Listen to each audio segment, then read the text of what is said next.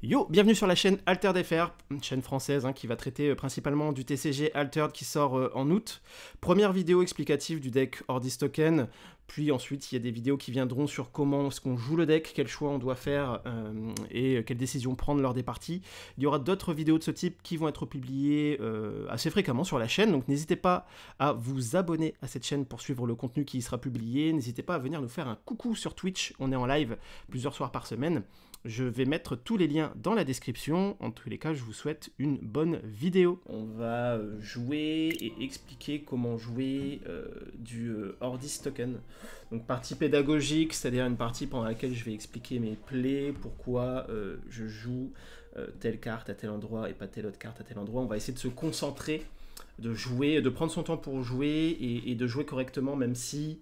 Je vous avoue que commenter et jouer en même temps, je fais pas ça souvent, donc je vais forcément faire quelques petites erreurs. En tout cas, si on fait des erreurs, on va essayer de les comprendre et de les corriger. Donc, on part sur un deck quand même qui est un des meilleurs decks de la méta en ce moment, même je pense un des meilleurs persos. Le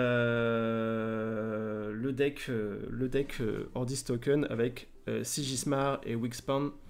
Je vais vous montrer la decklist et après on partira direct en partie pédagogique, sachant que c'est une decklist qui peut varier tout simplement. Donc dans ce deck, comme vous le voyez ici, on a 3 Baba Yaga pour la pioche, parce que la pioche c'est fort dans ce jeu, donc 3 Baba Yaga en rare. On est sur un deck token, donc forcément dedans vous allez avoir ce qui va être le transporteur Ordis en commun, en 3 exemplaires.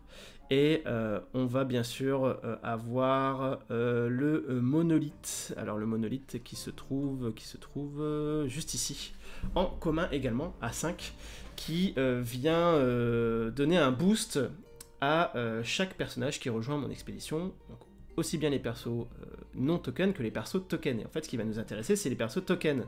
Ça veut dire que tous les persos tokens vont devenir des 2-2 à partir du moment où vous avez le monolithe en jeu. Donc, ce qu'on va jouer autour, forcément, KD Ordis en 3 exemplaires en commun qui va créer un token sur son expédition.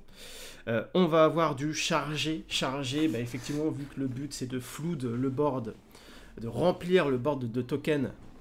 Et bien, pour chaque perso en plus qu'on a, ce sera un boost supplémentaire sur chacun d'eux. L'espion Ordis en commune, pas en rare. On va vouloir garder des slots de rare pour d'autres cartes. Du coup, l'espion Ordis en commune pour saboter, tout simplement. On a 2 slots de Guardian Ordis commune et une slot de rare. Un slot de rare parce qu'en fait, vous allez voir les slots de rare, je l'utilise pour d'autres cartes. Donc bien sûr la Guardian Ordis pareil, ça nous crée des tokens, c'est ce qu'on veut, en fait on veut flood le board de tokens. Le Kakoba, commandant de légion effectivement, qui va venir se booster à partir du moment où on a au moins 3 autres personnages. Je vous laisse deviner que le board sera flood avec les tokens. Le Roi Grenouille, parce que c'est fort. Le Roi Grenouille, c'est 3-0-3 pour 2, ça reste très fort. Et ici on va avoir une petite mécanique... Je sais pas si c'est conseillé ou pas. En tout cas, moi, je pars sur 2 mécaniciennes de la fonderie. Je pense qu'on peut en mettre 3. On peut remplacer une troupière Ordis par une mécanicienne supplémentaire en enlevant une gardienne Ordis. C'est faisable. On peut en mettre 3. Pourquoi la mécanicienne? Simplement parce que quand elle est dans notre réserve, on peut faire son effet de support qui est... que le prochain permanent qu'on joue ce tour coûte 1 de moins. Et ça nous permet tout simplement de jouer un monolithe, potentiellement tour 4 au lieu de tour 5. Et ça, c'est pas négligeable dans une partie. Donc je pense qu'on peut se tenter de la mettre en 3 exemplaires. Regardez, on va faire ça tout de suite. La mécanicienne de la fonderie. Et du coup, on enlèverait... une troupière Ordis pour rester dans un équilibre, on va dire, de tour 1. Et on rajouterait du coup une gardienne Ordis en commun. Effectivement, ça me semble peut-être plus adapté, on va voir. Donc la mécanicienne qui permet de réduire le coût du monolithe. Ouvrez les portes. Ouvrez les portes qu'on met en rare. Parce que ça crée 4 jetons soldats qui sont répartis comme on le souhaite. dans nos expéditions, alors que la version commune, ça crée seulement 2 jetons Horda, 2 jetons soldats pardon, dans chacune des expéditions. Donc en fait, c'est pas nous qui choisissons, ça coûte plus cher. Là, c'est pour 5 et ça repart à 5. C'est pour ça que ça repart à 6. C'est pareil, hein, on peut les enlever, on peut mettre des communes à la place. C'est totalement faisable. Ça peut se tester. Après, à voir quel autre rare on pourrait rentrer. On pourrait rentrer des gardiens nordis en rare, c'est très fort. À partir du moment où on a le monolithe, c'est vrai que ça devient très fort. Je sais pas, à tester, on va voir si le deck tourne bien comme ça ou pas. Les portails de bannissement, forcément en ce moment avec la méta qu'il y a sur le jeu, voilà, le peu de méta qu'il y a, on a beaucoup de decks qui sont très forts avec des permanents. On a le Muna qui joue avec le monolithe, ou alors avec le bastion. On a forcément les Ordis qui jouent aussi avec leur monolithe et avec leur transporteur. On a le Axiom aussi qui va jouer avec les ruches, Scarabot et autres.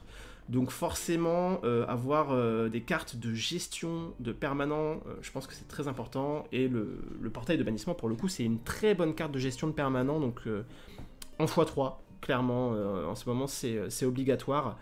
Ensuite, on a 2 Ratatosk, forcément en rare, parce qu'on peut créer 2 jetons soldats une fois qu'on joue de la réserve. Et bien sûr, quand vous avez un bastion, en fait, ça vous fait pour 3, 6 de force d'ajouter d'un côté.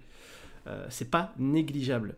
Le scribe, vu qu'on va jouer du jeton, forcément, on va pouvoir ravitailler. Ravitailler, c'est comme piocher. Donc, c'est pas négligeable.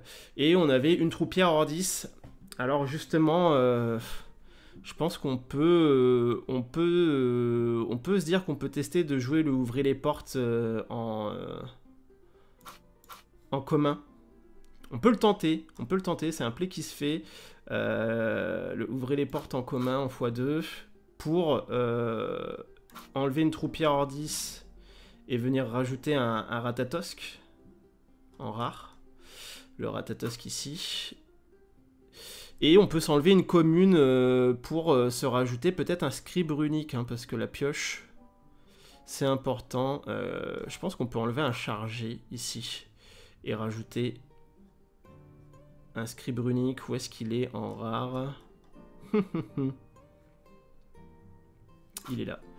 Et je pense que là, on est sur un truc quand même beaucoup plus équilibré. Je pense que chargé, on en a besoin que de 2. Ouvrez les portes aussi.